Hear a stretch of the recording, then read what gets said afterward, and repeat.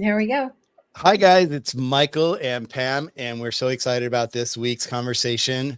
Welcome to all our cat lovers out there. Once again, I'm Pam. I'm Pam today, right?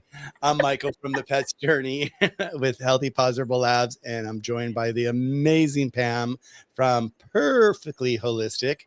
Tonight, we're diving into the top 10 issues cats face in their lifetime. Hmm. And how can you prevent or manage them naturally?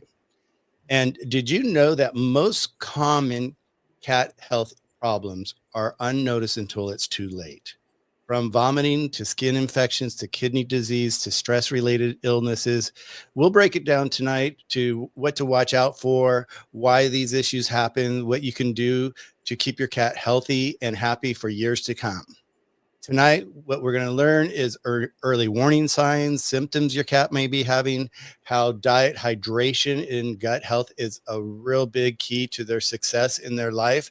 The best remedies that we know of, that holistic approaches for your cat, and how to improve your cat's overall health and Mhm. wellness. And with that, I always love for Miss Pam to say hello and introduce herself. Hi, Pam. How are you doing tonight? I'm doing great. Thank you so much. It's fun to be back with everyone. Um, I am the founder and CEO of Perfectly Holistic, and I am a board certified holistic health practitioner in mind, body, spirit release. And I do a lot of energy healing work and those kinds of sessions. I read frequencies and energy. I don't diagnose, treat, or cure anything, but I just work through energy and frequency. It's fascinating. Um, it's so powerful for pets, and they take so well to energetic modalities, which is really fascinating. But um yeah, so I love being a full-time cat mom and entrepreneur, and I love supporting cat parents, and that's why we are joining up doing these shows for you guys. Yeah, and I just love, I say this every week, but I just love the fact that you're a cat mom and you're in that feline industry where you're there to take care of the kitties. And we Yeah. need, and we talk about this all the time. We need different team members to our toolbox, and you're definitely one of those team members that we definitely want to have in our toolbox. So, I'm so excited we're here tonight. So what do you think about tonight's topic about the 10 top issues that a cat may have in their lifetime and what affects them? What's your thought on all that? When I first saw the list, I'm like, oh Oh, wow, I don't know if we're gonna finish it tonight. We might need a part two. exactly, right? That's my first initial. We'll see how it goes. But yeah, because we I could talk for a very long time on a lot of these subjects. So you have to reel us in. Well, that's why you're here, because I'm not the expert in cats. I'm not the expert in pets. I'd like to bring in pet experts from around the world, and discuss what their expertise is in. And I could talk about our formulas and what we do and our holistic approach to wellness for pets. So it's very important that we have people like yourself here on the channel so that we can share the knowledge with everybody and give everybody a second option to, other than just, Western medicine, what is Mhm. holistic medicine for pets and holistic healing and wellness, because it's not even medicine in your case, it's energy with you. A lot of the time is you're working with energy and how the energy is being flown, going through the cat's system and what you're Mhm. picking up on and all that and what they're picking up on as well. So, there's all these different modalities out there. And so we try to bring all this to our viewers. So yeah, it was a long list. When I saw it, I was like, whoa, I thought it was going to be like 10 top things. But then when I really started diving into it, I was going, wow, these are really important topics to talk about and to understand, and the Yeah. early signs of a lot of these. So with that, I will go ahead. Let me grab that big old list. I've got it in Yeah. front of me here. Um, and a couple of these we've already gone over. So you guys, if we said that we've gone over, you could go to my channel, the Pets Journey, and you can see our past interviews with Pam in Mhm. regards to some of these issues. Or you could go to Pam's as well. All her information is in the description down below. I try to make it as complete as possible. And if I'm missing something, Pam, you let me know so I can add it to it, so I can make sure that Sure. they know how to get a hold of you. one of the nice things that Pam does, like we do, she offers a consultation. Would you like to talk about that a little bit before we get going? Sure, thank you. I do offer a free 20-minute consultation. Um, we can talk about whatever you're struggling with your cat, and I can share with you some ideas and maybe streamline some ways to try to, bring resolution to that, or give you maybe outside the box suggestions that you haven't tried or haven't thought of yet because it's just not, hasn't been in your circle. Um, so yeah, it's fun. And then if you decide that you want to work with me on on services and that kinds of thing, um, we just take it from there. But I'm really here for supporting the cats because, as you said earlier, the cats just don't get enough representation in the whole pet space. They really don't. Um, and there's not as many studies done on cats, and I think that's because they just flat out refuse to cooperate. Kind of hard to get cats to cooperate. Yeah. They're kind of independent thinkers. Dogs are pretty easy to get to cooperate, manipulate, stuff like that. Cats are like, nope. you know, They're so like, there's not as much done on them. So, and there's not as many foods produced for them, toys, supplement, whatever, what have you. It's just they don't get enough love. So, yes, I'm here happily representing them. well, and I love that you said that too, because like you just said, like they don't, they don't have that, like food. You mentioned they don't have that many options with food. I didn't really understand that. I didn't know that, I didn't know they didn't have that as many as dogs. But now that you say that, in my mind, I look at a typical pet store. Yeah, the segment for dogs is so huge compared Yes. to the cat food. Yeah, you're right. Yeah. Yeah. You know, even at the industry trade show that I go to every year, the amount of real estate in these trade show floors for dogs would blow your mind. Blow your mind. I just end up walking past a lot of them and it's like, oh, it's dog, it's dog, it's dog. So, I mean, think about it. They make special, I mean, they have amazing toys for dogs, they have clothes for dogs. Yeah, is there anyone They have doing all clothes for these cats? fun things and carriers, and I mean, just oh my gosh. But in terms from the cat side, sometimes they cross over, but not always. And so, yeah, there's just a lot more money to be made in the dog side. And Just that's what usually drives sadly. it. Yeah, and sadly, that's what drives it is the money, that you say Yep, that, and I'm thinking like Super Zoo. Have you been to Super Zoo? that's what I was referring to. Yeah, Yeah, I mean, now I've that been like 8 times. It's awesome. It's my highlight of the year. yeah, I love it, but when I walk around, I'm like going, "Wow, they're really, it's really dog So driven." centric. Yeah, Yeah, yeah. I mean, you know what? Thankfully, there's enough there's more and more demand for good cat products, good cat foods, especially in the gently cooked and the raw and freeze dried categories that are becoming more and more popular. So, a lot of dog people have cats. And so they're asking these brands, like, what about my cat? You know, what, don't you have any food for my cat? I feed my dog, your stuff. What about my cat? And so I have seen more and more. It's just not as fast. It doesn't come around as fast as the dog stuff does. yeah, I find that interesting because a lot of times when people are calling us, I'll get calls all the time like, "What about cats? Do you guys have formulas for cats?" And we advertise dogs and cats. Yeah. We Yeah. have dogs and cats on our labels, Yeah. on our displays and all that. So I think even the mindset of people, they're like, they think of dogs first before they maybe even think of their own cat sometimes, because like, when they come to us, they're like, what can I do? I'm like, oh yeah, they're all for cats, and they're like, really? And they're like amazed that we're for cats too. And I'm like, well, yeah, I wouldn't Right. eat them. Yeah. If I had $1 for every time someone said, um, or I learned about something like a pet parent who has a dog and feeds them the best high quality fresh diets and all of this, and then they put bowl of kibble down for their cats. It's like, oh my gosh, what happened? Is the cat like a second class citizen in your house and it's not worthy of fresh diets? You know what I mean? And it's like there's a disconnect there. It's like they just do so much for their dogs, but their cats are just kind of like, eh, I'm like, wait a second. But, I mean, you say that, and we've talked about Ryan a lot, on the show about what he's written about the kibble. You just said kibble, what we're talking about, right? Right. And once again, going back to the topic of our shows, what are the 10 top issues that a cat will have during their lifetime? Well, some of these issues are driven by the kind of food that they eat early on in their life. Oh, 100%.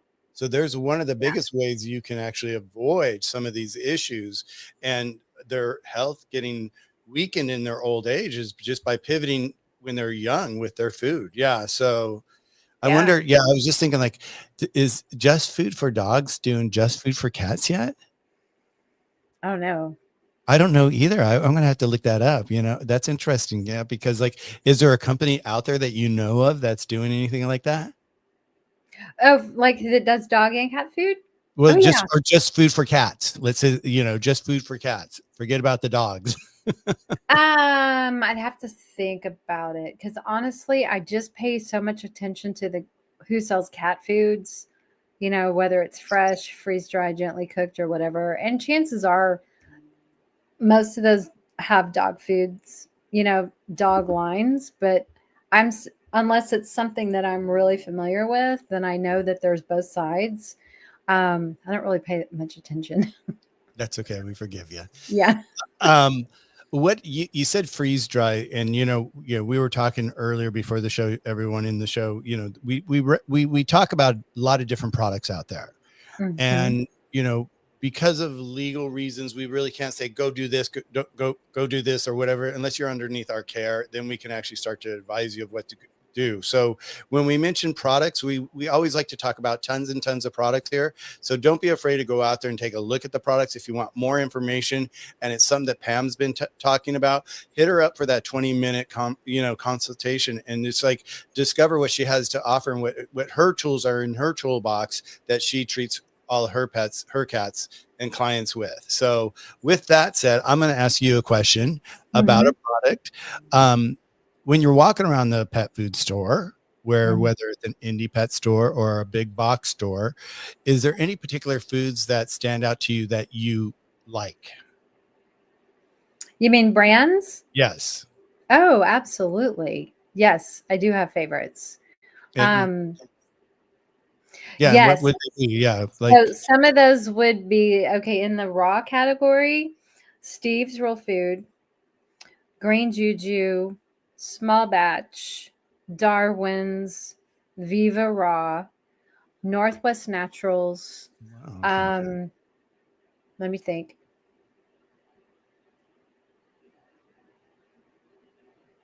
Those are the ones that like stand out the most to me because I use them a lot in the fresh frozen raw category.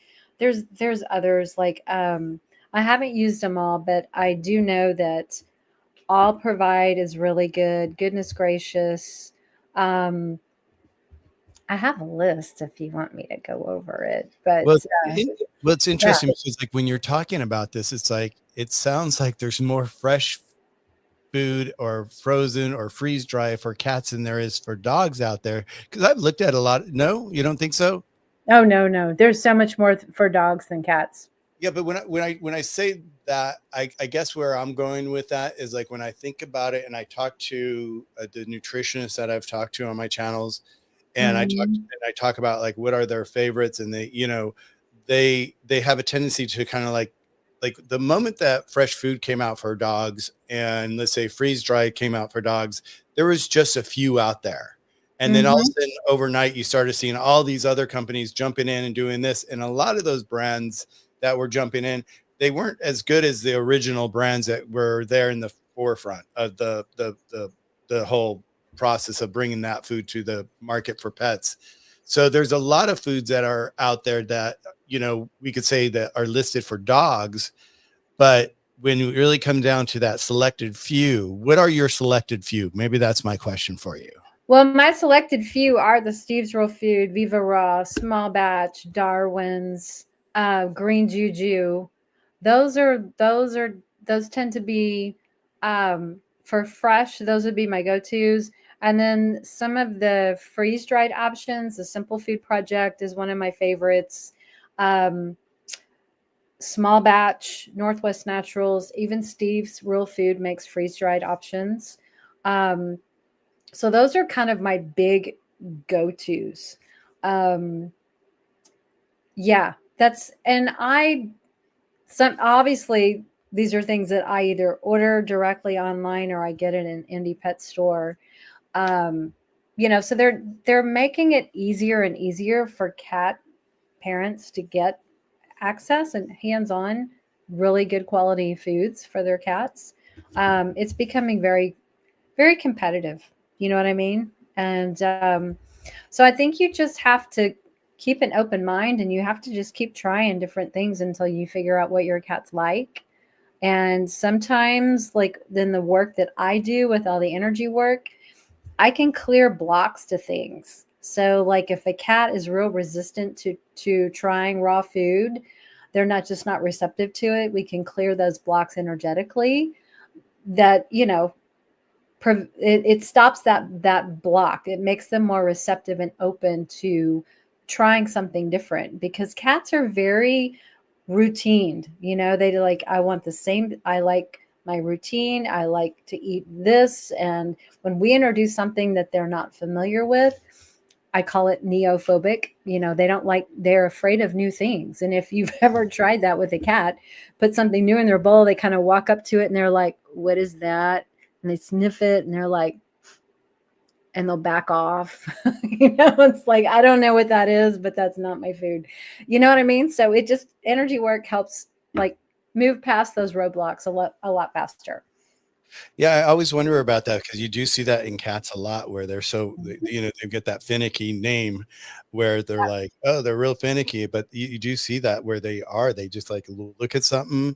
I mean, even before they even get close to the bowl, sometimes they can smell it from afar. They'll even look at it and go like, who the hell's in my kitchen? You know, Right. right? Well, what people don't understand is cats are imprint eaters. So whatever they ate as a small kitten is what they imprinted on, and that was food to them. So if they were fed, once they were weaned, if they were introduced to dry food and that's all they ate, that is what they're imprinted on. And so you are overcoming programming, you know what I mean? And it could be very, very challenging for some cats. They're just really, really stubborn, but it also has to do sometimes with, like, especially with the dry food, they put the palatants, which are chemical additives to make it taste good, and they can get addicted to those things, and they can become addicted to sugars, which is the kibble.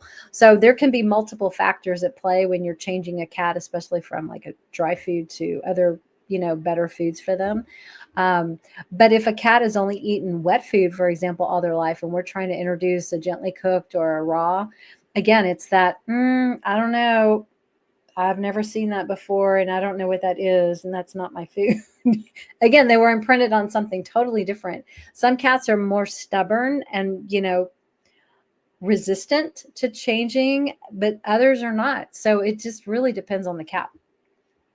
That's interesting. It's like us humans. It's like when we're little kids, we're imprinted with so many different foods. I remember, you know, I was imprinted with my mom always saying, eat broccoli. And we were like, the fact that she was forcing it on us, my sister and I are like, "Ooh, We're why is like, she no. forcing it? No, yeah, no, no, no."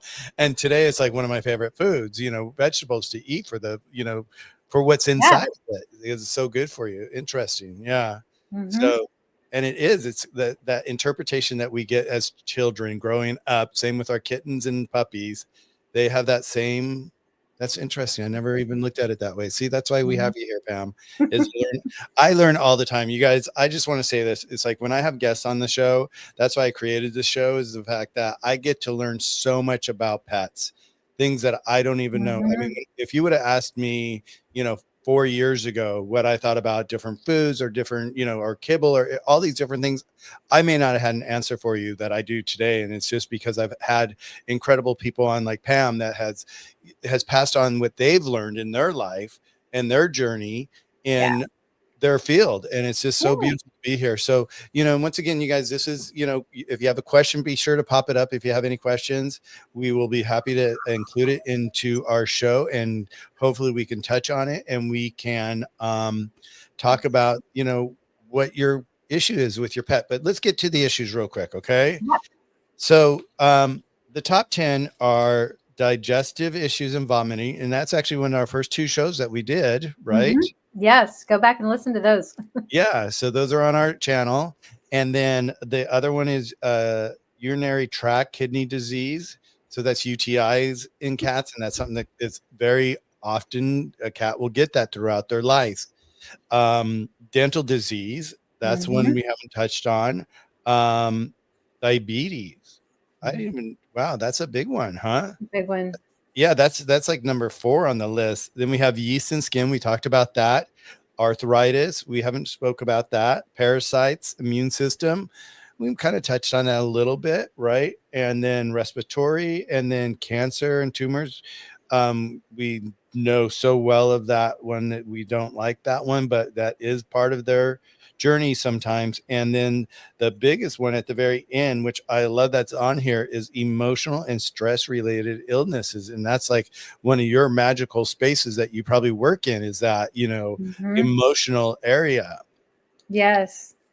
So just moving through that, because we've talked about digestive, we talked UTIs. Let's talk about UTIs a little bit, because I get that question a lot, and I would love to hear what creates a UTI in a cat. How do they get a UTI? What are the, like?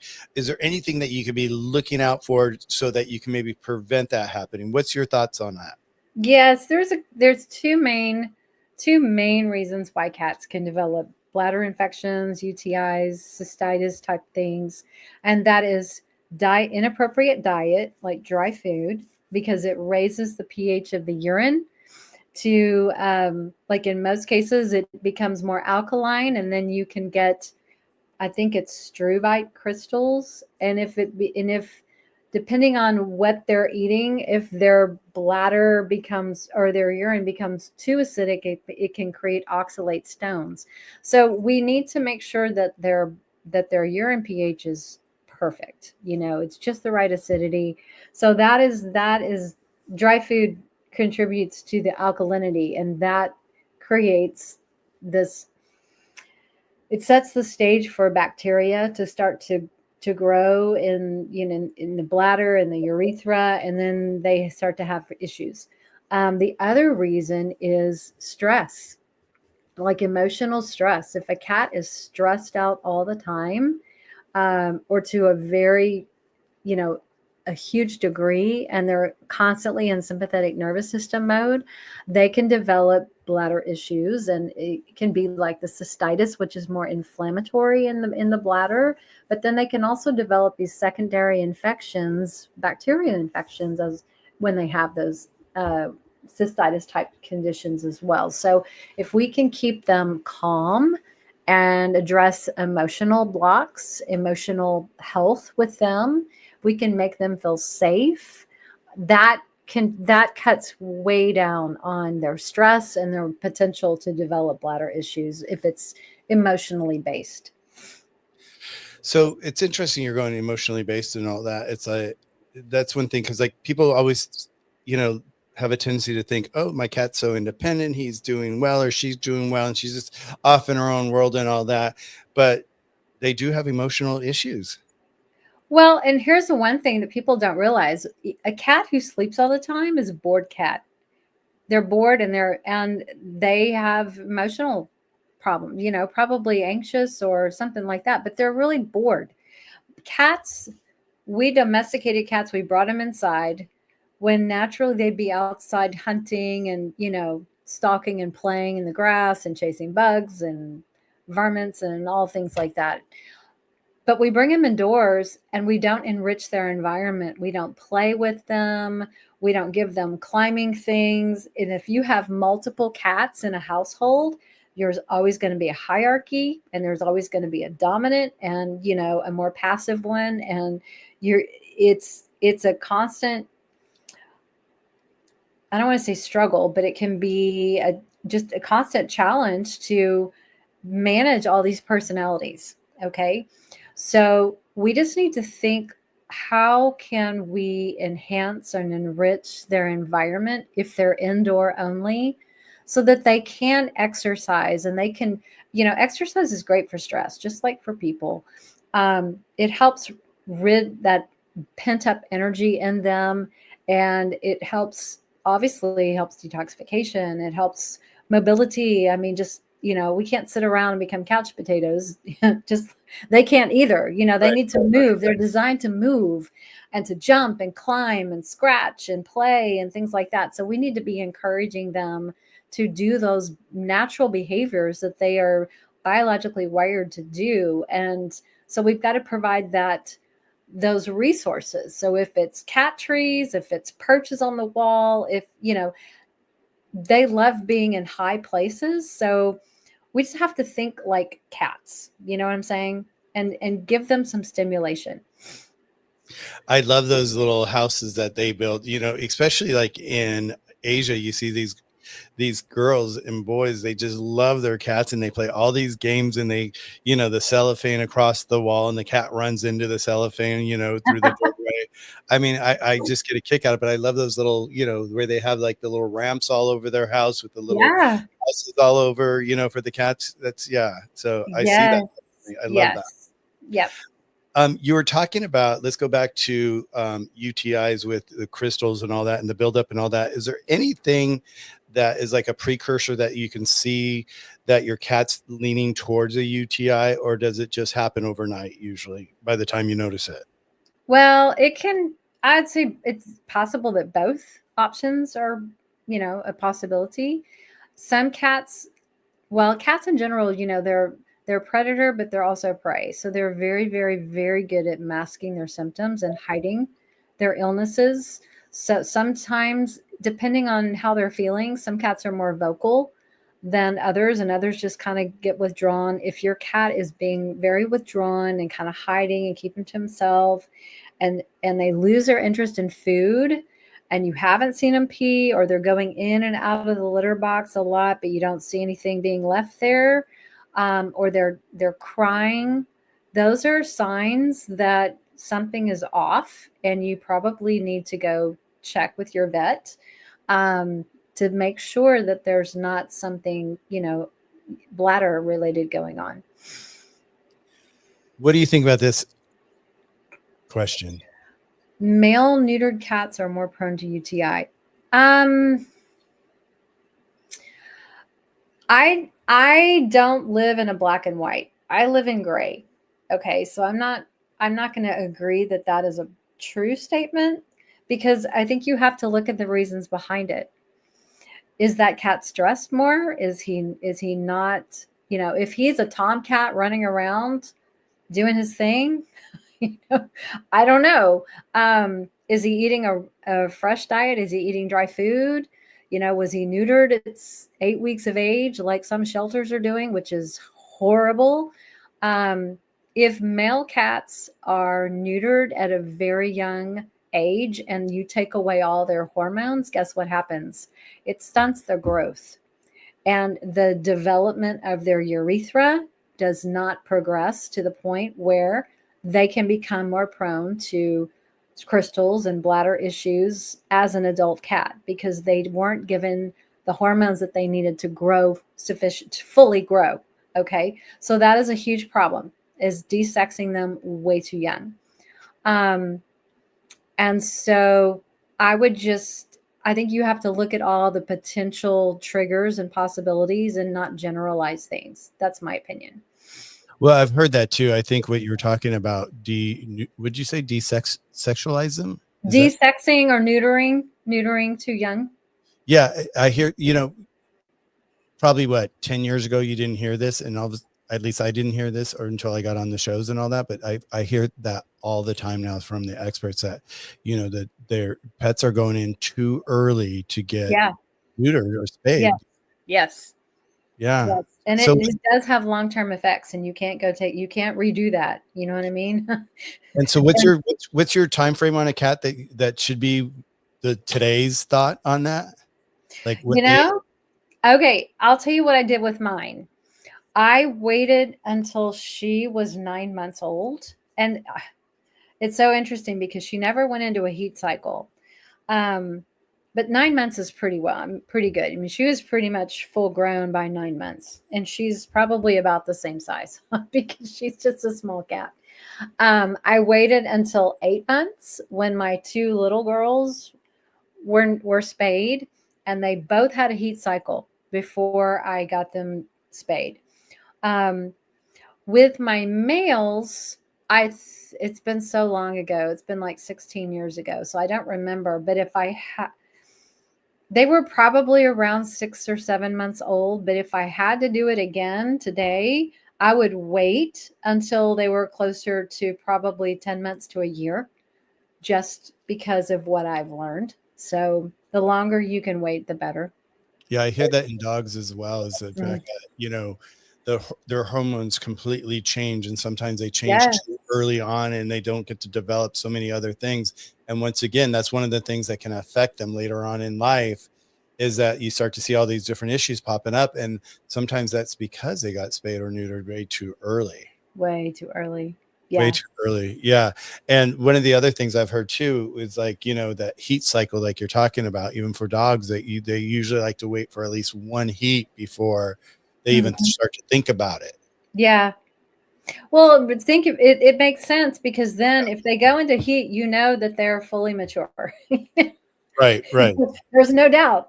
They're Okay, like, bring it on. No. it's safe Right. for you to go get that fixed. So, yeah, that's just an easy way to think about it.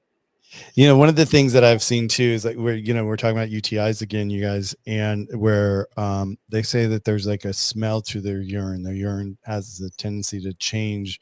Do you notice that with your cats at all? Or does your cats, how's their health? Let's talk about your cat's health for a second. How's your cat's health? My cats are the healthiest cats I've ever had I bet, right? because I'm doing things differently with them than I've done in the past.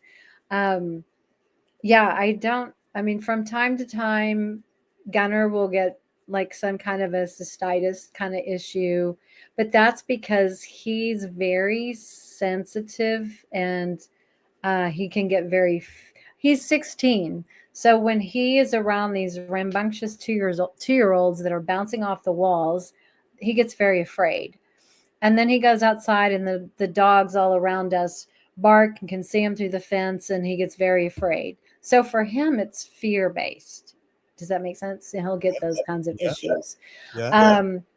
But my girls, I haven't really had much bladder issue. I mean, sometimes for Aylin, it does, but again, it's the fear thing. It's the dogs growling through the fence, barking at them. It's just that instinctual survival mode that puts them into that sympathetic nervous system situations, and that's when I have bladder issues. Well, in stress, like we were talking about, Stress. stress brings on so much, Mhm. so many different conditions. Did I send you a no more drama for him? Do we need to get you a no more drama? I think you did send me one, but right now, I mean, it's been so cold, no one's going outside, so Okay. we're Okay. we're good. We're good. Okay. So Yeah, because yeah, we don't want him to be stressed out. We don't need a yeah. stressed out kitty, right? So here's a question. Any suggestions? I have a 1 year, one over. Overweight cat and one Okay. normal weight. Right. Okay. Okay. They Yeah. eat the same food. Vet says the one is just fat. They are indoor cats. We play, not sure what to do. Okay, so my question is, what are you feeding them? Is it dry food? Is it wet food? Yeah. That's That's a that's big. a big deal. And if it's dry food, stop the dry food. There's no biological need for dry food. Um, Wet food diets. It's Jay Kennedy. Hi, Jay. So nice to see you. If you Hey. haven't met Jay, you got to meet my friend Jay. Um, she's one of the two crazy cat ladies. Okay, so Renee says we feed both. Okay, so in my professional opinion, and from everything that I have learned, and I did it all wrong before, so learn from my mistakes. Take away the dry food, feed them wet, at the minimum canned, better gently cooked, best fresh, frozen raw. That's what I suggest because the dry food contributes to the overweight. They get fat because they're storing carbohydrates that they can't digest them. They have no biological need for carbs. And so what happens is you get some cats super addicted to the sugar and they overeat all the time. And they act hungry because they're not getting their Right. nutritional needs met, because it's mostly plant-based material which they can't process. So the wet food is always going to be much better than dry food, and it keeps them hydrated and they don't wear out their kidneys, because that's what dry food does. It just puts cats in a constant state of dehydration. Yeah, it So, stresses. and that will shorten their lifespan. I have done it 3 times. So I know it's not healthy for them. So that is my advice. Well, and what you're talking about is what we talk about all the time is diet, diet, diet plays. And when I talk about diet, I'm not talking about put them on a diet. I'm talking about just what they eat every single day. It's like, it's crazy because it just always goes back to diet and Mhm. hydration. And, one of the big things that we see in all these different, diseases or issues that pets get, a lot of it can be avoided just by changing their diet early on in life. Yes. If you can grasp, and I say this to everybody in the room and anybody that's going to be watching the room afterwards, if you guys can grasp the concept of feeding your pet healthy, nutritional food outside of using kibble, because we know that, my feeling about kibble, what I've learned about kibble is just, it's like an air pocket, really. Like you said, it's full of sugar. They eat it, they get it, they want more, we want more. And next thing you know, you got this cat. And, if you look at it, this is, I always talk about like kibble and McDonald's. If you Mhm. feed your kid McDonald's every single day. I saw this on, what is it, Oversize Me or Oversize or something like that. Did you see that? Super Size Me, right? Supersize Super You, right? Size Me. The And one of the, documentary. Yeah. yeah, the documentary. And when I watched that, I was just like so floored, because you see these kids in school these days, and they're they're just so heavy. And we a lot of people sit there and they look at them and they judge them, like, why don't they, what are they doing? Why don't they exercise? It's not about that. It's about what they're Mhm. eating. Let's go They're back to the eating. food. And it's like a lot of these parents, unfortunately, they don't have time, or they don't cook, or whatever the case may be, is what they end up like driving through in the morning to McDonald's, and they feed McDonald's. They drive through in the afternoon, they feed McDonald's in the evening. And all of a sudden, the thing in Supersize Me, what they said about these kids is they don't have enough time to digest the food, number one, because there's so many unnecessary calories in that food that are not healthy calories, that are just so Mhm. thrown out. By the time their body can actually start to digest, they're already eating it again. And we talk about this. And that's one thing I've been sharing since our last conversation, is about let your pet rest in between meals. Mhm. I can't thank you enough for sharing that, because I've been even saying that to a lot of my pet parents. Hey, do you leave a bowl down all day? And I'm Yeah. shocked.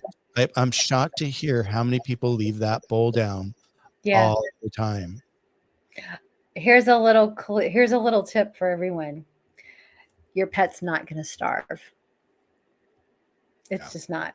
It's not going to starve to death. It'll It's definitely, really good for them to go 6 to 12 hours between meals. It really, really is. yeah. Yeah. Yeah. So Jay has a question here about The big bird bird flu. flu fiasco. What do you think about that? Okay. Can I be really honest? Be honest. That's why we're here. I think it's a bunch of BS.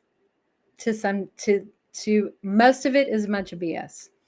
Um, there is a great article written by Conrad Brady, who is a research scientist out of Ireland. Everybody should go to his, oh gosh, now I'm going to have to go find his website. Um, something dog. Hang on, I'll find it. If you look up Connor Brady, Connor Brady, scientist, Ireland, you can probably find his website. I shared his article on my personal Facebook page because I thought it was awesome. It's a very long read, but it is very, very worth it. He just breaks down the whole science and how you have to look at what we went through during COVID and follow the science to now they're throwing out a whole nother virus and epidemic and whatever again, it's like, how many times do we have to go relearn a lesson? So if you have a cat with a compromised immune system, chances are they're probably not going to be eating, you know, necessarily fresh food. They might be more susceptible to pathogens and things like that. So maybe the cooked food, cook it really well. Um, if you have a really healthy, vibrant cat and they're indoors, I don't think they're going to be out, they're not going to be out hunting birds in the yard or whatever and contracting viruses and diseases. Cats' digestive tracts are very short and they're highly acidic. So they can deal with a lot of pathogenic material in their prey that they eat. So I just and some of the recalls, like with the Northwest Naturals turkey, raw turkey recipe, they have debunked that whole thing because the FDA did not do the testing properly and they corrupted the samples. So that has been retracted. So, they put out a lot of fear porn, and I'm just going to call it what it is. I feel like it's fear Yeah. porn. Yeah. And a lot of times when they do this in the pet industry side, I'm just going to be frank, they do it to the raw food companies because big pet food, who makes billions of dollars on processed pet foods, does not like competing with raw, fresh food companies. They don't like competing with gently cooked companies. They don't want to compete with anybody trying to make a better product than them. And so even the FDA turns a blind eye to a lot of mistakes, and I'll say that in quotes, mistakes, problems, roach infestations, pets dying and reported, from sickness after eating their food, Purina. They turn a blind eye to these big pet food manufacturers and give them a break, and they don't enforce law. Um, and then when they do have a recall on a raw food brand, it they try to pin things to make the raw food industry look bad, when the facts of the matter are there are more recalls on ultra processed, that's dry food, than any other category. So you have to look at the history, you have to look at motives, who benefits. Just remember that key bono, who benefits if you are convinced that there is a bird flu pandemic, haunting in your backyard, and your cat is going to get horribly sick if they eat a bird or whatever, and they're killing all of these chickens, really? Why? Who benefits from that? Is it a control mechanism? Is it to put fear porn out there for people? Is it to convince people that they need to go take another damn vaccine? I mean, you have to follow the money in these kinds of situations. And so I just tell people, just sit back and chill, don't get all worried about things that may not even come to fruition in your area. And if your cat is outside and they're hunting birds, chances are, what are the chances that they're going to actually get sick from eating a bird? That's part of their natural diet if they were in the wild. So, when you look at the types of the chickens that they kill, and all these flocks that they're culling and everything, how are those birds raised? Are they in confined animal feeding operations? Are they cage free birds? Do they have access to pasture and grass? How are they being raised? I mean, we have to look at how our food supply is being raised, because when you start to peel back the ugly layers, it is not pretty. You know what I mean? Well, Um, before you go, because I see we have a lot of questions here, a lot of statements that I want to pull up right here, but I've been kind of holding back just to let you finish because yeah. I love where you're going, the food porn thing. Ryan talked about this all the time. Ryan would Yeah. always talk about who's doing this, who's pulling the punches here, what's really Mhm. going on behind the scenes, and once again, I see someone saying here, um, planet population control. Lori says this, and it's Yeah. like, it's weird. They put this fear in us that we're like, oh my God, now we got to worry about this. Now we got to look out like this. I mean, I can't tell you, here in LA, I mean, the whole issue with the eggs, right? I don't know if, Yes. right? People are lining up in the morning at Trader Joe's to go buy their eggs. And Trader Joe's is like 1 carton per person now. And people are like going back in and out, just get an extra carton of eggs. Like they even eat that many eggs, but they've got that mentality, like panic, panic, panic. I got to do something. I've got to grab what I can grab. And I agree with you. I just think there's so much, I have an art piece and it's got all these news stations around it. And it's like lollipops, and I call it propaganda. And that's what it is. Yeah. The news stations are out there and they love to spread I call it propaganda. Right. Uh, you know, Okay. Well, eggs have become the new toilet paper. yep, exactly. Go You stock know what up. I'm saying? I buy my eggs at a farmer's market from a local farm. I don't have a problem. I mean, I can get eggs every week, and I do. So people look outside for other options. Go explore Go to your your local farmer's farmers market. markets. Yep. Support your local farmers. You know, Exactly. don't rely on Trader Joe's to get your groceries, your eggs all the time. So it's time for us to start looking at growing our own food. You know what I'm saying? It's just be more independent. Support your local farms and farmers. That's what I love. Yeah, I agree with you 100% in your description and what you think is going on, because I feel the exact same way, and it just frustrates the hell out of me when I see these shenanigans Yeah. going on by the government, and Mhm. who's making the money behind the scenes, and like what you're talking about, like the big food companies, they want to put out the little guys that are coming along that are Yeah. offering healthier foods, that are beating them out at the stores because they are giving value to their food. Yeah. Exactly. Exactly. Yeah. Jay also said, just to kind of close the loop on that whole comment, if you can put her new comment up. Yeah, the FDA did close the case for the one cat in Oregon that started the whole chaos. They found no avian flu virus in their food because but the media doesn't want to tell you that, even though that cat died, but it wasn't from bird flu. So again, there can be other reasons that cats pass away, and it's not always the food. But again, I think you just have to be careful, step back and just look at the big picture and go, why is it happening? What's the message? Who benefits? And So who's controlling the message? Really, who's who's controlling the controlling? message, right? And Yeah. who's saying the message? Who's the message coming from? So that can also tell you a lot. Yeah.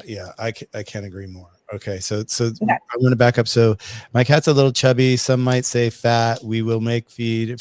We make we feed her both dry and wet. We will make Make the the switch. switch to just wet. And I don't have my glasses on. Sorry. I'll let you read. Go ahead, read. To try and feed her every 6 hours when she comes begging. Here's the thing. They will wear you out before you wear them out. So pack your patience when you're putting cats on a feeding schedule.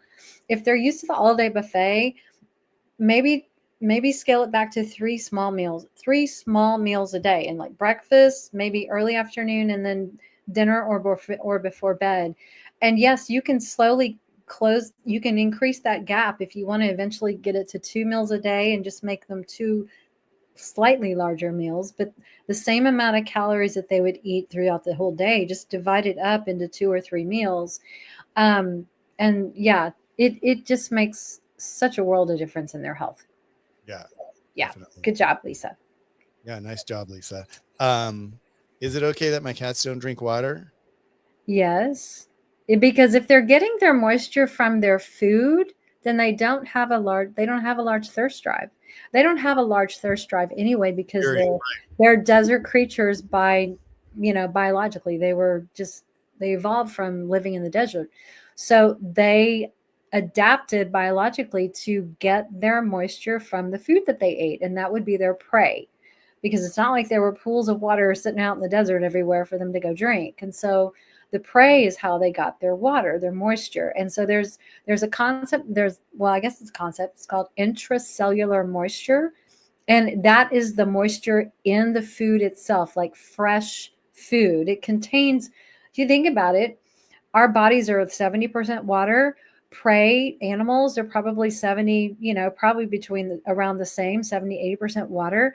So if the cat is eating a fresh diet, then they're getting that intracellular moisture, and that's enough for a lot of them. Like, my cats don't drink a lot of water. If they do drink a lot of, if they even go over to the water bowl and take a sip or two, I know that it's more of a water element imbalance, and it's usually because of a fear issue. It's not because they're dehydrated or thirsty. It's they're trying to balance their water element. So that's my 2 cents. Well, I love that you said that, the fear issue, because I was going to ask you, what's the emotional thing attached to it when you see that? It's the fear. It's the dogs barking through the fence, or it's, the kittens going bouncing off the walls and scaring the other two because they're getting jumped on, or they're collateral damage when they're playing, and they just get jumped on and pounced on and scared,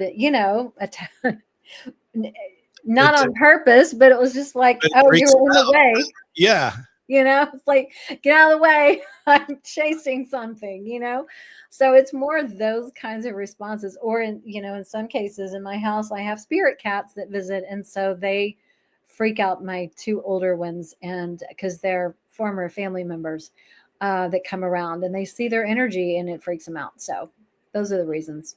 Yeah, I love that. I Mm-hmm. just rescued a 14-week-old kitten. She's eating small batches of raw, only an indoor cat. But what are your thoughts about vaccines? She's had her first vet appointment Friday. Oh, she has a vet appointment on Friday. Okay, she's 14 weeks old. She's indoors.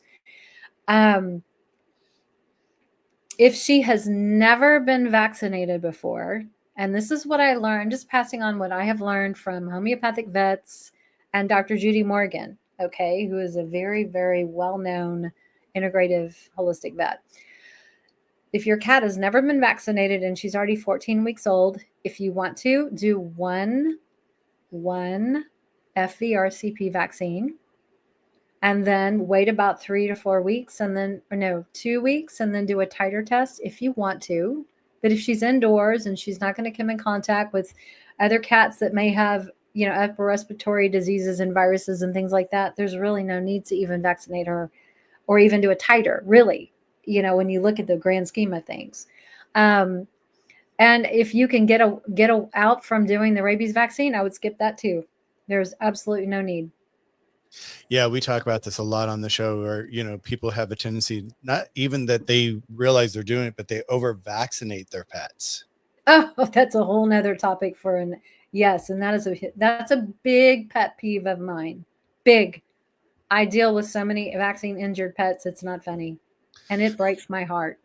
Well, yeah, because it's just like that, those chemicals just get so built up inside their system. And it's like, and especially if you go to rescue a pet and it's in its golden years or older, or, it's not a kitten where, it's going to be their first time getting the vaccine, when Yeah. they're, you don't know when the last time they got their vaccination. So if you're piling on another vaccination and your vet's one of those vets like, oh, every 6 months or every so many weeks or months or whatever, come back in and they give it again, that stuff builds up. It's all chemicals, and so Yeah. definitely.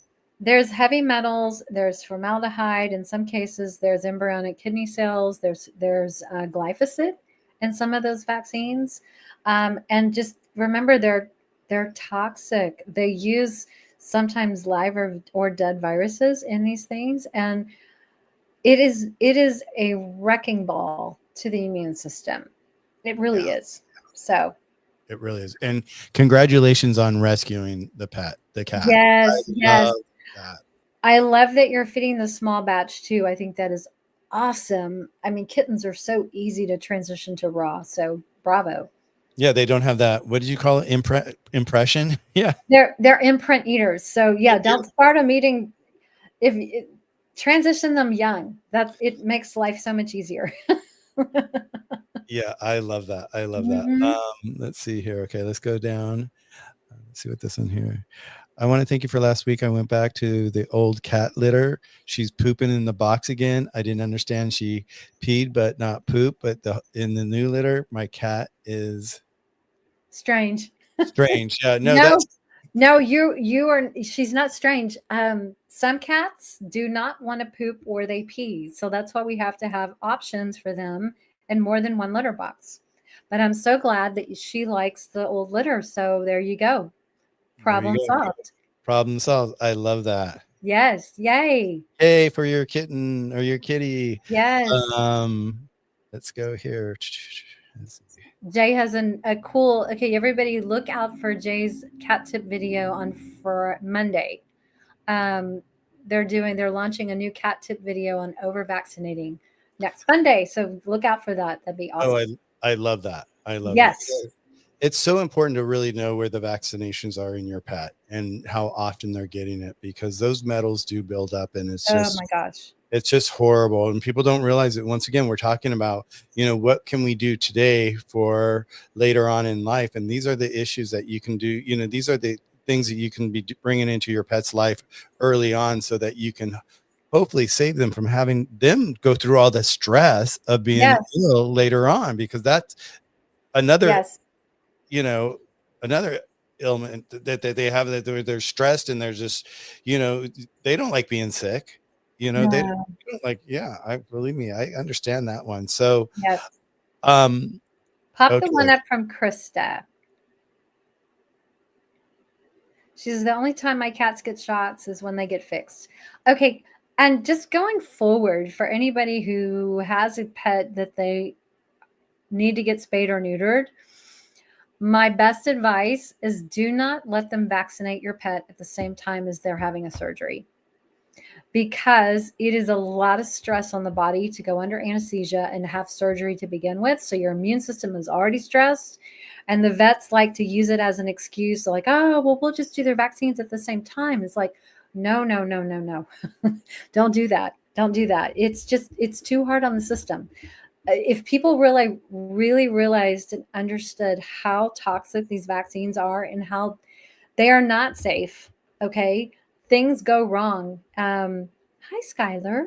Um, they are a big stressor to the immune system, and it's a double whammy. So when you vaccinate and have surgery at the same time, it's not really, it's not in your pet's best interest to do it that way. Well, it just kills me that you just brought that issue up, because I hear that so often, is like when they bring their pet into the vets Mm-hmm. they want to pile on. Oh, why they're here, why not do this, and why not do this, and why not do this? Stop. Yes. Just stick to the plan. Get them. Yes. Get Yeah. them either done beforehand or get them done separately, 3 to 4 weeks after your pet has recovered. That's really if you want to be very conservative with, you know, just making sure that you are supporting your cats the best way that you can. If you do have to give them a vaccine, just remember, don't pile them on top of other things. Yeah. Well, and I do, that is a great little marker. Like, people ask, when should I do it? When should I do it? The vaccination and all that. When you're getting ready to vaccinate, or when you're getting ready to neuter or spade your animal, that could be a trigger point for your cat. It's like, okay, maybe like a month before, I'll take them in to get vaccinated. And then there you have them vaccinated by the time, they get older. And it's like, if you don't want to be vaccinated all the time, that could just be a marker in your head. Like, when's the first time I want to get them vaccinated? Um, Mm-hmm. so, there is a positive to that, Krista. I think it's like that, you've got a schedule that you like to work off, maybe just adjust it a little bit so that it's not happening Mm-hmm. exactly on the same day, because that does, vets, like, they love to do that. They love to say, oh, why they're in here, let's do this. Oh, let's, Mm-hmm. yeah, yeah, Yeah, definitely. no. So here's something that you were talking about right here. My vet said that a cat will starve itself. I don't think they will. No, they will. They will. They are martyrs. You They really? really will. Yes, it's a Will they real just thing. protest their food to the point where they just like they won't eat at all? They won't eat, and what happens is they will develop fatty liver disease as a result. So, cats are not like dogs. So, cats who, if they have not eaten within 24 to 48 hours, you need to, it is not, it is a very serious thing. So, you probably need to get to your vet, just figure out why your cat is not eating. There could be an underlying condition that's contributing, and they're sick. Um, So you really just have to be aware. Find something that they will eat. So if you are trying to change their diet, you may have to do it slower and give them the food that they want and that you know that they like, and add a little bit of the new into the old and slowly move them into the new, because we can't have them not eating. It's a very serious thing.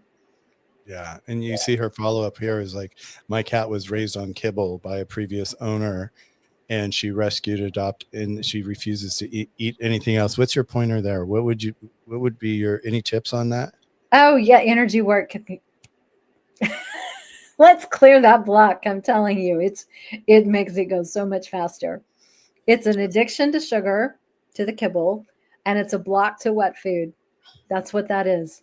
So that's how I address those, like nip it in the bud quickly. But if you want to, if you really want to do it the hard way, then add a little bit of water or bone broth underneath the dry food and start putting freeze dried recipes in with the dry. So you're at least giving them something that's healthier than carbohydrate loaded kibble. Yeah. Freeze dried foods are awesome. They are more expensive. I'll just warn you, they're probably the most expensive, fresh, better option out there because of the process. It's just costs more. But there are really good quality freeze dried recipes that you can mix into that and add a little water, moisture, bone broth, goat's milk, or something into the bottom so they get kind of used to that moisture. And you just have to go slow at their pace, and just find even like the toppers, the freeze dried toppers or the squeeze up purees, things like that some cats you can add to top on their new foods, or just to help introduce a different texture, the moisture, things like that, just to entice them to try something new and to eat something better. Well, you keep saying this, and I like to point this out, is like sugar and kibble. That it's like, I've heard this for so long, and a lot of people don't even realize there's so much sugar in kibble. They Oh pile, yeah. they, Oh once again, yeah. it's like McDonald's almost. They just pile that sweetness and all that junk on there just to make it like, oh yeah, this has got to be good. It tastes good. You know, Yes. Yes. And I'll tell you, if you guys want to learn how to figure out how much carbohydrate is in your cat's food, take the number, go on to the guaranteed analysis on the label where it has the protein, the fats. It will have, look for ash. Okay. So we're going to go proteins, fats, and ash. And if it doesn't have ash, put 6. It's like 6% is an average. Okay. So add up the amount of protein, fats, and ash. You're going to get a number, and then you're going to take 100 because it's 100% minus whatever the protein, fat, and ash added up to. And that leftover number, whatever that comes down to, is the amount of carbohydrate in your food. And they're not required to put that on the labels yet. I think the FDA changed that law. I think it's 2026, maybe 2027, that they have to start showing that on the label, but it's not going to be there right now. So you just have to calculate it yourself. And it is shocking if you're feeding dry foods, how much carbohydrate is in the food. And here's something that's deceptive. And just so that you guys are aware, if your dry food has legumes in it, even potatoes, corn, sometimes they are adding or using a percentage of that for protein, and it is a plant protein, and it's just a way for them to hyperinflate the protein amounts in the food, but it's not animal protein, it's plant protein. So you just have to be careful. Even when you're calculating, just be aware of that.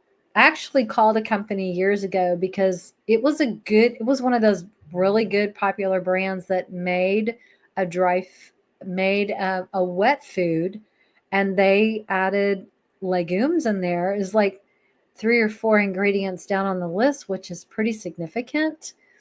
And I contact them to ask them what their percentage of plant protein versus animal protein was in their food, and they wouldn't tell me. Yeah, no, they do that all the time. And I stopped recommending their food when they wouldn't be transparent with me, because I want to know how much animal protein is in that protein amount that you're putting on the label. They couldn't tell me, or they wouldn't tell me. Yeah. Okay. There was, yeah, this question right here for no one. Um, what, well, we're talking about, I want to jump in real quick. We're talking about right now, it's like, changing their diet is probably one of the first things you can do is, right? Oh yeah. Yeah. Diet is foundational. Like one of the best things you can do to prevent kidney disease is put them on a species appropriate wet diet. Number one. Um, can you tell us if your cat already has kidney disease, or were they diagnosed with like a stage of kidney disease? Or are you just trying to prevent kidney disease? Because Right. that That's would what be, that's what I was wondering too. Is like, yeah, so yeah, no one does your cat have it right now, or has your vet told you that they are in the early yeah, stages of it? that's what I would like to know. What prompts this question? Yeah, I was asking Mhm. myself that same question as well. Yeah, Um, and then I'll yes. give you an answer. Yeah, I then would like to know a little bit more information. Yeah, we'll circle back to you guys. Okay. yeah. Um, so we talked about urinary tract infections and all that. Let's go to our next one. Number 3 is dental disease. Mhm. What Take them off dry food. It comes down to gut and diet, pretty much I'm telling you, everything. it's like we can't Um, we can beat this over. It's I like know. it just Yeah. back to food. It goes back to food. Why do you Yeah. say that? Let's for the person who's on dry food. Why do you Or say that? or the greenies treats or the temptations treats that are loaded with carbohydrates. Look at the labels, guys. Turn them around. Read the label. It's like corn, wheat, gluten, soy flour, pea protein, all that kind of stuff.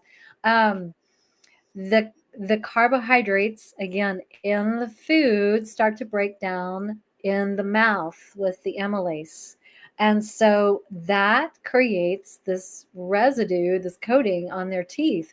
Um, so that is what contributes, and vets have been telling people for years, oh, get your cat eating the dry food, it's good for cleaning their teeth. No, it's contributing to the tartar and the plaque on their teeth. So one of the things that I know Jay and Adrian and I are super super excited about is this brand called Teef, Teef. They have a product that uses their Protectin 30, I think that's what it's called, Protectin something, and it has a little chlorella. It's basically something that they can just lick or eat. You can put it on their food. You can sprinkle it on a mat for them to eat. And it basically helps balance the healthy microbes, oral microbiome in the mouth to help prevent tartar and plaque and dental disease and things like that. So that's like a no-brainer. Get yourself, order some teeth. They have toppers and they have just the supplement itself that you can add. Um, it's so easy, and we're talking about a tiny amount if you're just using the supplement. But I ordered the toppers, and it's like freeze dried salmon. And I think they have freeze dried beef liver or something like that.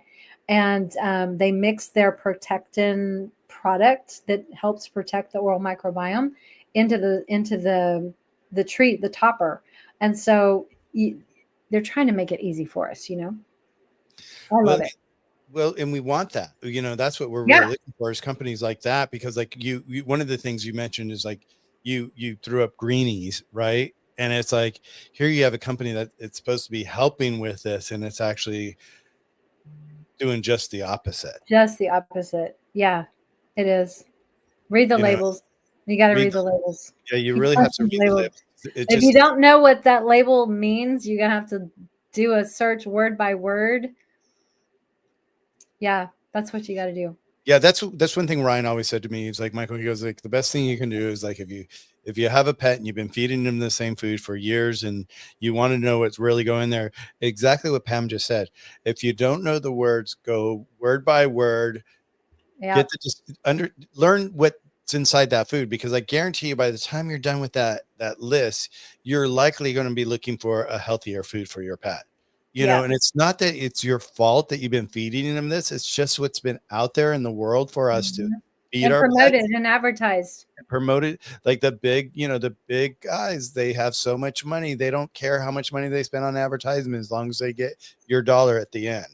Yep.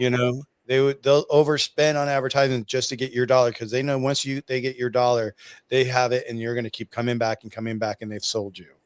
Yeah. So, so look at the long-term investment for your pet's health rather than saving the dollar in the long term, because that's going to change your pet's health.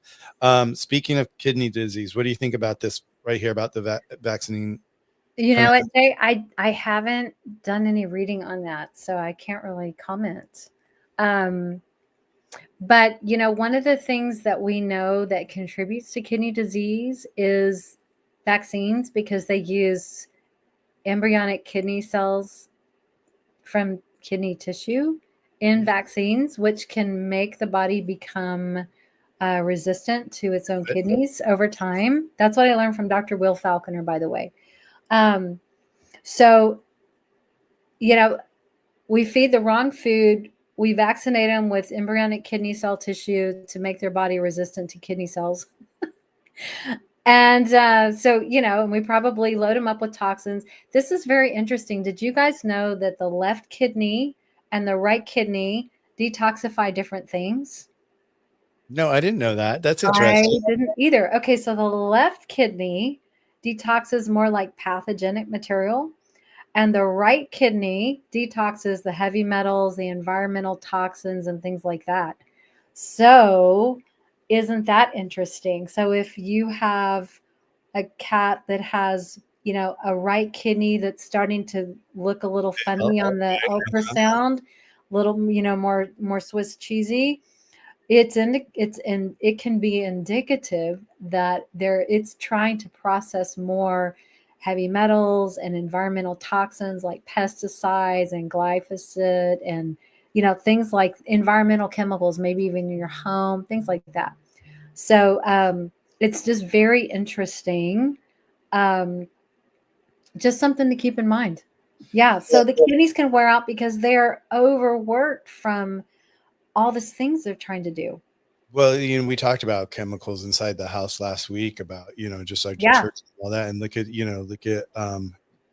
what Krista was the one with the kitty litter, right? Yeah.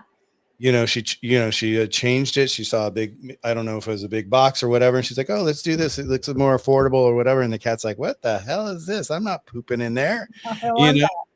Yeah. And it's because of the chemicals and the smell and all that. So it's like to think about that and the right versus the left. It's like, that's interesting. Mhm. We're always learning here, you guys. I I love it. know. I love it. I love it. And before we jump off of Jade's here, it's like one of the things I want to say is like here they're talking about the new vaccine coming out to help, promote, stopping kidney disease. Well, that new vaccine, like you were saying, what they're using it is actually going to be causing it, maybe. Yeah, I don't know what's in it. So, I don't know. I don't know about you. I am needle phobic, literally. I don't put any needles in me whatsoever, ever, ever, unless they have to literally hold me down in the hospital to do knee surgery, which was this whole story. They really did have to hold me down because I was like freaking out. Um, So I'm not doing any vaccines for me, and I'm not doing any vaccines for my pets. I mean, I just live outside of big pharma. That's me, though. Well, and that's what we all have an option to do, and that's what we're talking about here. Do you want to do Western medicine or do you want to do Eastern medicine? And how do you want to live your life, and what do you want to bring into your body? Do you want to bring in chemicals? Do you want to bring in metals? Do you what Yeah, do it's your choice. So you get to choose what you want to do. Just like we're talking about pets right here, we get to choose what food we want to feed our cats and dogs. We get to decide on what kind of wellness we want to give them and how we want to treat their issues that they have. So this is all a choice, and we get to make that choice. And even if, like, as an adult in my years, I think like right now I'm on this big food kick. yep. I'm like, the other day, I don't know what happened, but I was making dinner and my husband fell asleep early. And so I made 2 dishes and I went and he was sleeping and I'm like, what are you doing? And so he's like snoring away and I'm like, do you want your food? And he's like, no. So I left him alone, but then I brought his food back and I made like this really cool, fajita strips and all that and spinach salad. Well, I started eating the spinach salad and I'm like going, oh my God, I like this better than I like the meat. You know what? I'm not going to even eat the meat. And I ate my spinach salad and his spinach salad. And I was so satisfied at the end of it. And I felt even better about it because I'm like going, oh my God, I ate so much. I ate healthier Out tonight there. without even like, it was just kind of like, so that's where I am right now in my life. It's like, I'm pivoting to just really trying to eat really, really clean foods because like when you pick up that package, like we're talking about, on and you start to understand like what we were talking about what's the protein, like that you said, protein, fats, ash and all that, and what are you really eating at the end of it all, and what are they getting in the nutritional value of it. It's like Mhm. when you start tear apart those labels and you start to understand what's inside of it, you're just like, wait a second, this processed food is killing us. Yeah. If you wouldn't eat it yourself, why would you want to feed it to your pets? Yeah. Just something, just food for thought, right? Just not for everybody, but maybe that resonates with someone. Yeah. So is this one? Okay. So here, yeah, Jay's saying that they're getting so many questions about. Yeah. That's interesting. I haven't heard about it. So It just reminds me that as a society, we are so conditioned by big pharma with the next wonder drug for this, the next wonder drug for that, the next vaccine for this. And you have to step back and go, who benefits from all of that? Like, yeah. why are they even having to create something like that? Um, are there more natural things that we can do to prevent the condition in the first place? It's like, we're as a society, we have been conditioned for years to take a pill for every ill because it'll just make it go away. And then people think they can just live their life and eat and drink and, whatever lifestyle they want, that they'll just go take a pill and make themselves feel better or make themselves lose weight. Or we have to really step back and think about what our motives are. Like, why don't I just want to take care of myself? Why don't I want to just eat better? Why do I want to rely on a medication? You know what I'm saying? I think we just have to rethink why we choose pharma. Well, it's like you say that and it just triggers like this thought in my head is like, I always talk about this with people. It's like when I meet people, we talk about, spirituality or whatever it might be. And people are like, oh, Mm-hmm. you seem like you live like this really magical life, Michael. What do you do? How do you do it? And early on, I always say we have a physical body and we have a spiritual body. Yeah. And what we want is we want those two to be in alignment. Whatever your spiritual body is, I don't care what it is, as long as, whatever it is, it's your spiritual body, but you want those two to be in alignment. And when they're in alignment, you want to be at a high vibration, because when you're at a high vibration, then your life has a tendency just to do this. And that's what my life does. It's like, I always try to stay in alignment at a high vibration. I fight for kids, I fight for pets. And, it brings joy to my life. So it's like, if you're not in alignment, what is causing that? And it's like what you're talking about right there. What is motivating you to eat this way versus this way? Stop and really take a Mhm. look at it, because, when we grow up, we, as kids, we are brought into this world with the interpretations of not only our parents teaching us all day long, but their parents that taught them, and then their grandparents that taught their parents. And so it's just like this cycle of like the interpretation that Mhm. we're given in life, and how we choose to live life is usually not of our own doing. It's that of somebody else's, our family history. And this is what they were used to doing. So we Yeah. just automatically adopt it. So, Mhm. don't be afraid to look outside of the box and ask yourself, this is a great question, Pam, that you said, is like, why am I doing this? Why am I eating this way? What's in it for me? Mhm. Right. So I love that Mhm. you brought that up. I want to go back. One of the things, Jay was saying that this vaccine is coming out of Japan. And, people ask me this question all the time about our formulas. They're like, oh, Eastern Chinese medicine. Oh, where do you get your herbs? You get your herbs from Asia, or China? And we do not. We do not, because you know, we can't trust what's inside that The herb, sources. So we source everything from organic, holistic farms around Asia that, have been certified, and we won't touch and I hate to say this, but we will not touch, things coming out of China. So it's like, when they're coming out of these different countries, you really have to do your homework and see what's in it for them and why, like you said, why is all of a sudden this coming up all of a sudden? What's this new vaccine? Is it just, once again, is it puffery? Is it a sales gimmick? Are they preparing you to sell a new product to you? Most likely. So be aware, Yeah. just like Pam just said, why are you eating what you eat? Let's stop and take a look at that. We've got some more questions to get through here real quick. Yeah, like no one said it's all about the money, but I do want to get to this one really quick because we asked earlier no one about her cat. Yes. Stage 3. So no one says her cat's in stage 3 and he's been managing it well for several years. Bravo to you. I had a cat that she had about 25% kidney function left after a couple really bad UTIs that left her hospitalized with kidney infections. And she thrived 8 years on 25% kidney function.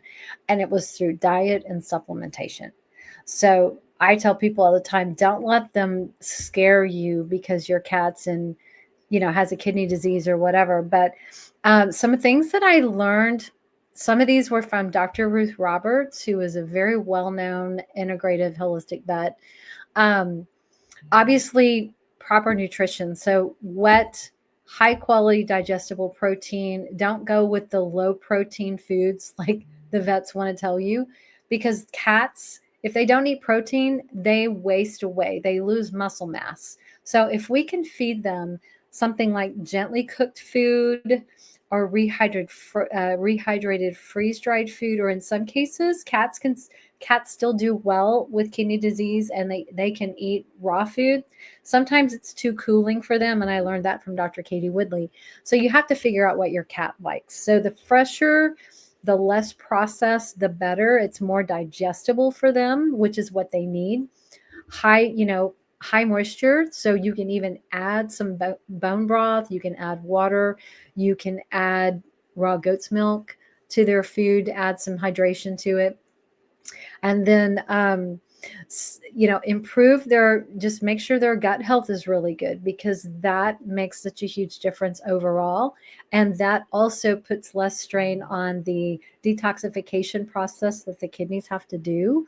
So, things like, maybe depending on what the cat's blood work looks like, if the phosphorus levels are high, add a phosphorus binder. There are some good products, like, can I say products, Michael?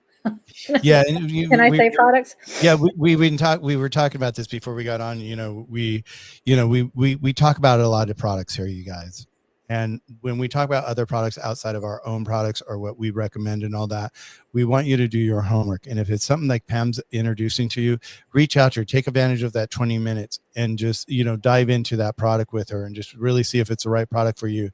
Because, we have found through our conversations and the people that we meet throughout the United States, throughout the world now, all these different incredible products that are out there that we're unaware of. And so we do like to share everything that we know. So just always remember, do your homework, make sure it's right for you, because what might be right for one pet may not be right for the other pet. So yeah, go ahead, Pam. Okay. And I'm just sharing what I have learned from other vets. So some of their favorite things, like as far as a phosphorus binder, there's a product called Phosphix, F-I-X. And this is Dr. Karen Becker's favorite. So she likes epichitin and Phosphix for phosphorus binders. And the phosphorus binders just basically they bind to the phosphorus in the food, and it's pushed out of the body through the digestive tract. So the liver doesn't have to process all of those things, or the kidneys don't have to process that. Like omega-3 oils, add really good quality omega-3, whether that's a supplement or it's something like sardines and water, are really, really high in nutrition and loaded with omega-3s. Krill is another really good one that's loaded with omega-3s. There are wonderful supplements out there that Love the kidneys. So, like, one of the things that I did with my cats is I used a product called Kidney Support Gold by Pet Wellbeing, and Lily was on that for 8 years. And that's a wonderful brand. They have amazing formulations and all of that. And there are other brands. I know even Feline Essential has a kidney kit. So find something that your cat will let you put in their food. That there's so many kidney support supplements out there. I even have some in my shop if you want to explore and see what we have over there. But then there's also something called Ion Intelligence of Nature gut support for pets, and it is a product that is basically trace minerals, and it's humic acid. And one of the things that Dr. Zach Bush discovered in when he started making this soil-based product is that it protects the kidney cells just like it protects the gut lining. So now Ion Gut Support for Pets is something I absolutely recommend for every cat with kidney disease.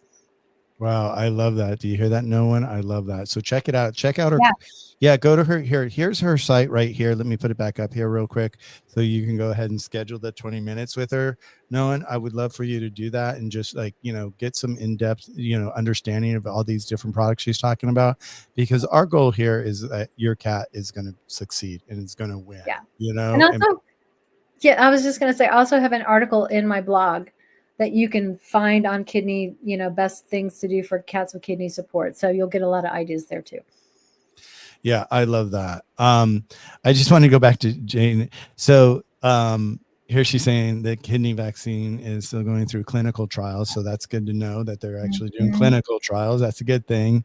And then here, Lori comes behind and says, no, V's are safe or effective.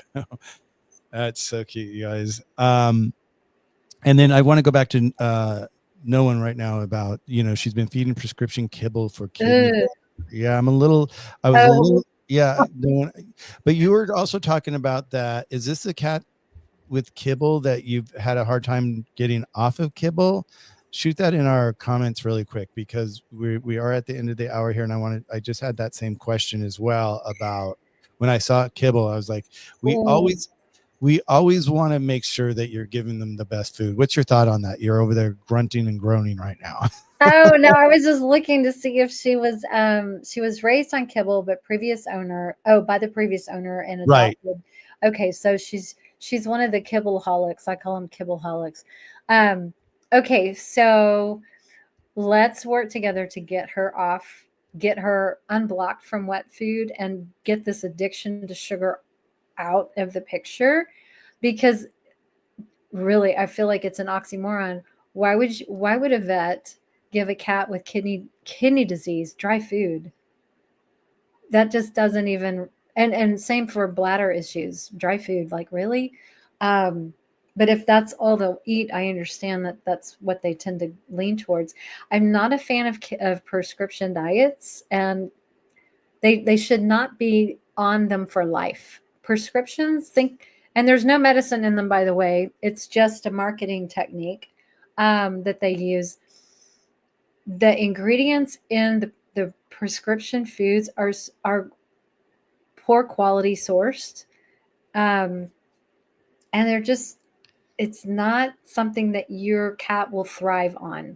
So the sooner we can get them on at least a wet food, better quality food that's high moisture, and getting, maybe some of these other supplements and things for supportive measures to support those kidneys, you can you will make so much more progress.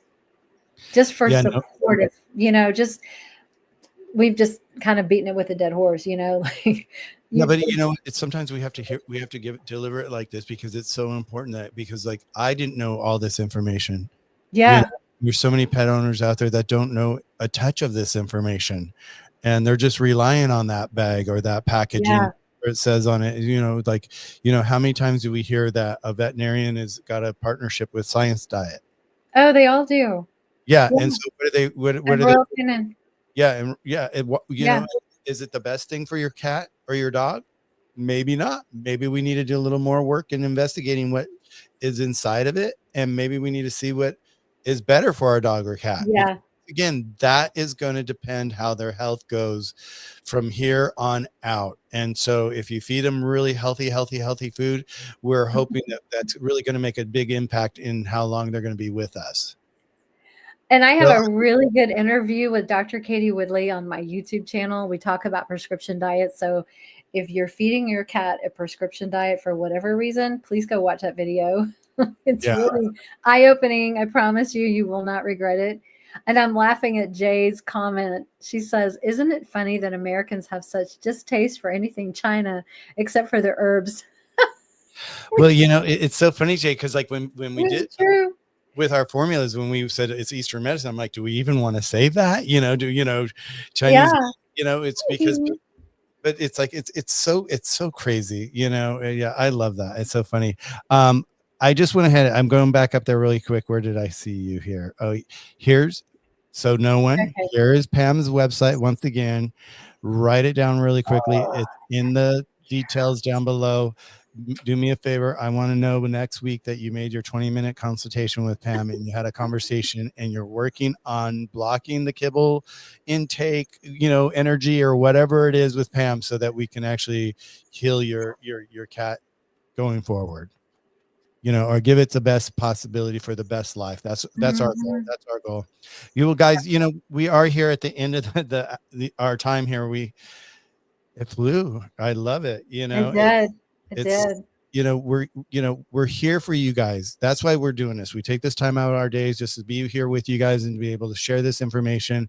I love bringing in people that have these different, that come from different worlds than I do.